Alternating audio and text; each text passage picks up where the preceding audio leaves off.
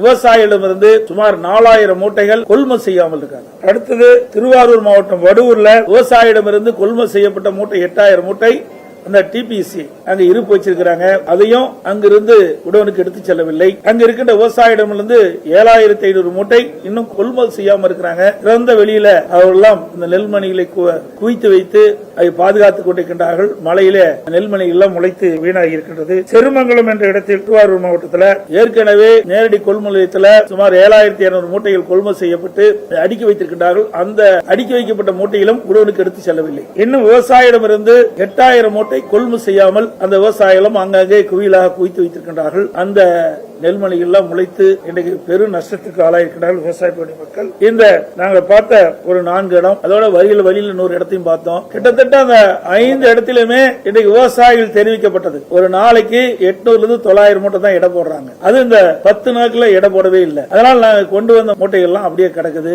நெல்மணிகள் எல்லாம் குவிச்சு வச்சிருக்கிறோம், கொள்முதல் செய்யவே இல்லை. அதிகாரிகள் சொல்வது ஏற்கனவே இருக்க நேரடி கொள்முதல் நிலையத்தில் கொள்முதல் செய்யப்பட்ட நெல்லை லாரி மூலமாக குடோனுக்கு எடுத்து சென்று அடுக்கினால்தான் இந்த டிபிசில விவசாயிகளிருந்து கொள்முதல் செய்யப்பட்ட நெல்லை அடுக்க முடியும். ஏற்கனவே கொள்முதல் செய்யப்பட்டதே இன்னும் அந்த டிபிசி சென்டர்லயே அப்படியே இருக்கிற காரணத்துல கொள்முதல் செஞ்சா அதை அடுக்க இடமில்லை என்று அவர்கள் சொல்லுகிறார்கள். ஆனால் அமைச்சர் சட்டமன்றத்தில் நான் கவன ஈர்ப்பு தீர்மானம் கொண்டு வந்து பேசுகின்ற பொழுது விவசாய பிரச்சனை எடுத்து சொன்னேன். இன்றைக்கு விவசாயிகள் 15 நாட்களாக விவசாயிகள் உற்பத்தி செய்யப்பட்டு அந்த நெல்லை இன்றைக்கு தஞ்சாவூர் மாவட்டம், திருவாரூர் மாவட்டம், நாகப்பட்டினம் மாவட்டத்தில் சாலை ஓரமாக குவித்து வைத்திருக்கின்றார்கள். அதோட நேரடி நெல் கொள்முதலுக்கு முன்பாக திறந்த வெளியிலே இன்றைக்கு நெல்மணிகளை குவித்து வைத்து மழையிலே அந்த நெல்மணிகள் முளைத்து வீணாக்கப்பட்டு வீணாகி கொண்டிருக்கின்றது. உடனடியாக போர்க்கால அடிப்படையில் இந்த அரசு துரிதமாக வேகமாக நடவடிக்கை எடுக்கப்பட்டு திறந்த வெளியில் குவித்து வைக்கப்பட்டுள்ள அந்த நெல் மூட்டைகளை எல்லாம் நீங்கள் கொள்முதல் செய்ய வேண்டும் என்று நான் அரசிடம் வலியுறுத்திய போது மாண்புமிகு உணவுத்துறை அமைச்சர் குறிப்பிடுகிறார், நாங்கள் வேகமாக துரிதமாக செயல்பட்டுக் கொண்டிருக்கின்றேன், நான் நேரடியாக போய் சென்று பார்த்தேன் என்றெல்லாம் சொன்னார். இதே அனைத்து இந்திய அண்ணா திராவிட முன்னேற்ற கழக ஆட்சி இருக்கின்ற பொழுது